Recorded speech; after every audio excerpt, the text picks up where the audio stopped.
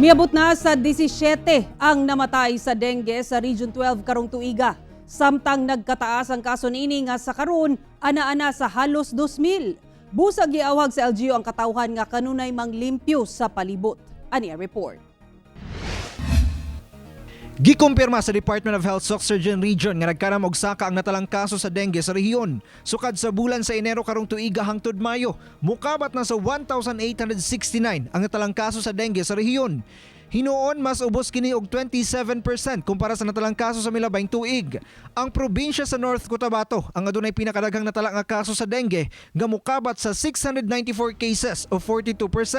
Sagad kuno sa mga nagka-dengue, mao ang mga kabataan nga wa pay tuig hangtod 10 anyos ug sagad mga lalaki. Ni season ngayon, so in-expect talaga natin na talagang tataas yung kaso ng dengue at ang lalong-lalo na yung dengue meron tayong 3-year trend, no?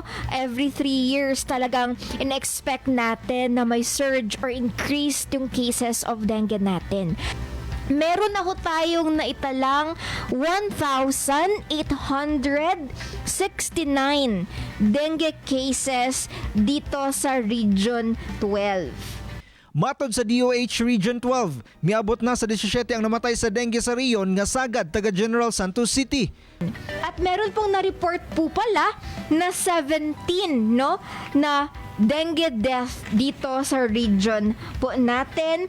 At meron tayong tinatawag na clustering. Pag sinasabi po kasi nating clustering, ito po yung mayroon tayong na-report na 3 o mahigit pa na kaso ng dengue sa isang barangay sa 4 na magkakasunod na week. No? So yun po yung sinasabi nating clustering. Gipay mangnuan sa Department of Health ng katawhan nga batasanon ang 4S o ang paglimpyo sa palibot labi na sa posibleng puy-an o breeding places sa mga lamok nga adunay dalang dengue. Kung dunay mabating sintomas sa dengue sama sa kalintura, pagsuka-suka, skin rashes o guban pa, gilayong magpakonsulta sa doktor og suportaan ng fogging o gubang paagi sa luka nga kagamhanan aron malikay sa sakit nga dengue.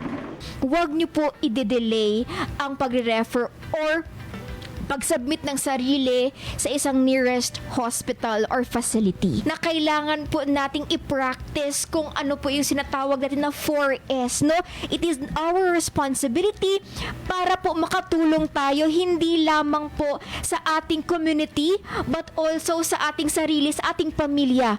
Kauban si Bong Vicencio sa kamera, ako si Jess Tony Humamil para sa One Mindanao.